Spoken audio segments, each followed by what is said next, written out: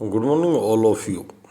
आज मैंने जो मुख्य विषय दिया है जो आपसे साझा करने के लिए कि कोर्ट केसेज की तादाद साल दर साल घटती जाए, भारत में तेजी से प्रयास किया जाए।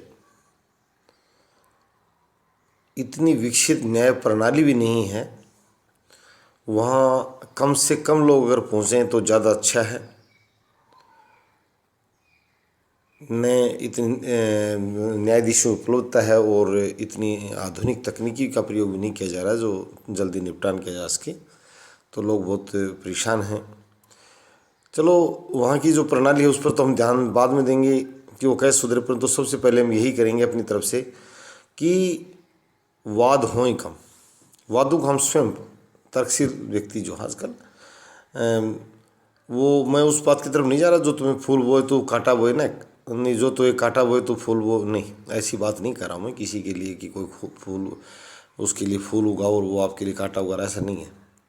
ये तो हम आज का ज़माना जो बच्चा जो साइंटिफिक जो एज है, वैज्ञानिक युग है, वो तो कहता है ये क्रिया की प्रतिक्रिया, एक्शन एंड रिएक्शन, कांटा फूल कहाँ से आएगा, ये तो मतलब ही नहीं है। पर मैं ये कहना चाहता हूँ, पिछले दिनों मैं स्वयं देख रहा हूँ कि, और इसके लिए सरकारों को भी कह रहा हूँ कि थोड़ा सा समझदारी का रवैया अपनाएं।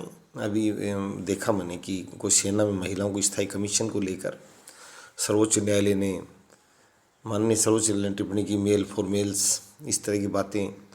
दिल्ली में स्टेशन हाउस ऑफिसर SHO, यानी उसमें बताया गया भी 298 थाने और कोई महिला SHO नहीं है, जबकि 1/3 महिलाएं दिल्ली पुलिस में कार्यरत हैं।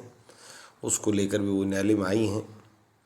कई जगह वाद है कि महिला संस्थानों में महिलाओं की नियुक्ति दी जाए, यानी स्कूल कॉलेजों में अनावश्यक रूप से नए नए वाद खड़े नहीं हों,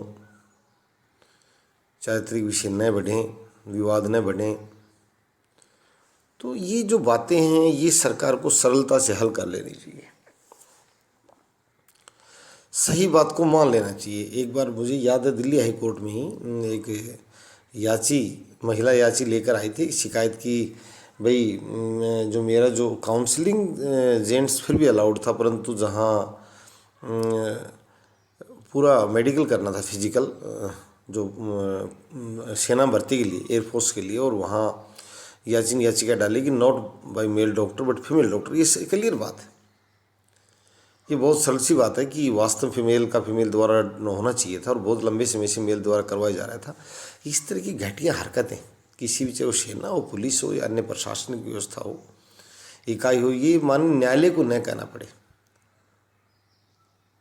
वहाँ जो पैरवी कर रहा था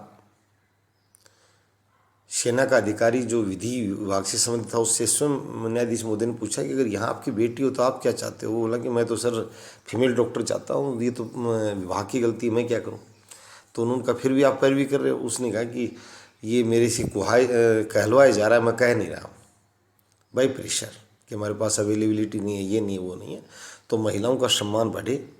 आधी ज़्यादा अपराध तो प्रशासनिक ढांचे में खराबी की वजह से, जो न्यायालय में महिलाएँ परेशान है, दुनिया भर के वाद दायर कर रखे हैं, और उनको बड़ा उनका समय, धन और उनके बच्चों की परवरिश भी प्रभावित हो रही है।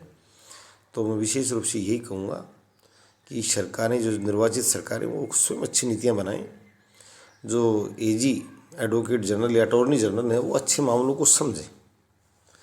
मैंने स्वयं देखा था कि एक बार UGC से RTA मांगी गई थी, तो वहाँ जो श्रीमान जी बैठे थे, उन्होंने ये कहा कि डीन या नेट ब्यूरो के निदेशक ये डॉक्टर सुरेंद्र सिंह ने ये कहा था कि मैं आपको RTA नहीं दूंगा, खुलकर। तो इस तरह के हिंसक रूप अख्तियार न किए जाएं किसी भी स्तर पर।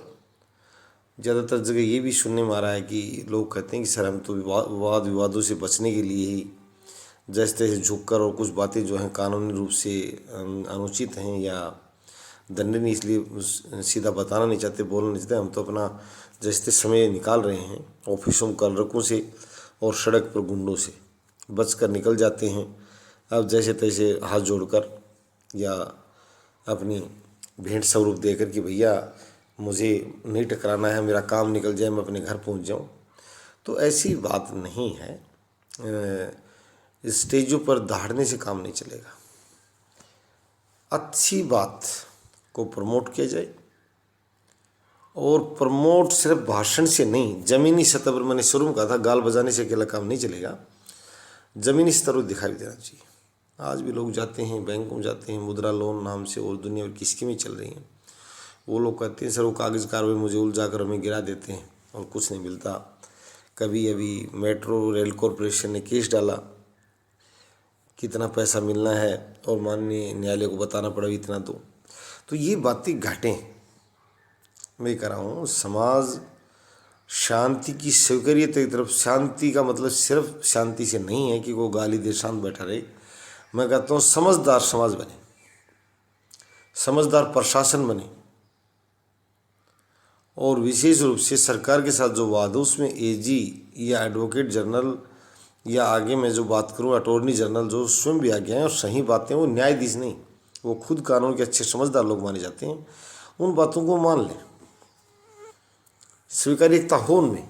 अनावश्यक रूप से केसों को नहीं घिसेटें कि सरकार का धन, सरकार का जन, यानी जन खाते को जो समझने लगा है लोकतंत्र में जो अधिकारी, जो नेता, कि मैं कुछ नहीं हूँ, मैं, ये मेरे बाप का थैला नहीं है, ये जनता के धन का थैला है और मैं इसको तरीके से और जनता के हित में यूज़ करूँगा, प्रयोग करूँगा, वो अपने आप सारी बातें आ जाएंगी बाहर।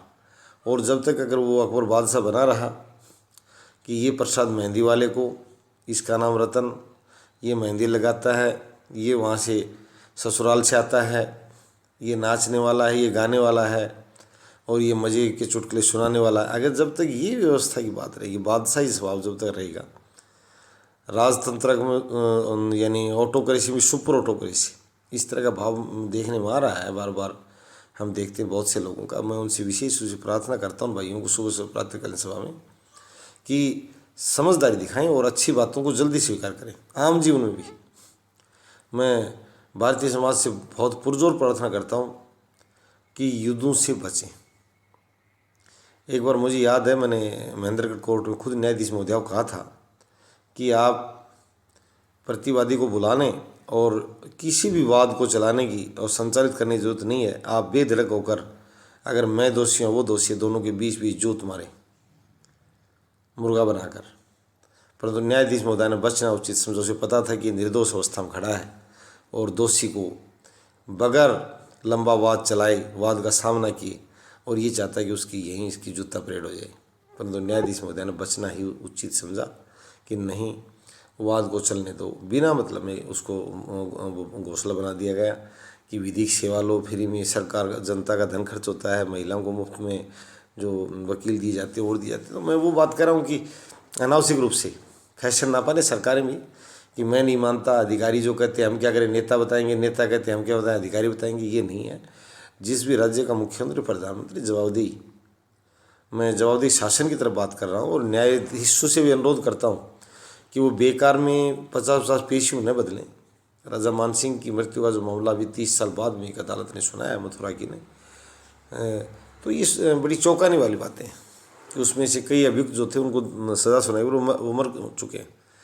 तो विशेष रूप से हम न्यायालय में कम से कम जाएँ, अगर जाएँ तो वहाँ मैं न्यायाधीशों से कहूँगा भैया न्याय प्रणाली थोड़ी सुधारें, सिर्फ ओनली जॉकिंग टाइप नहीं, मज़े के लिए ना लें।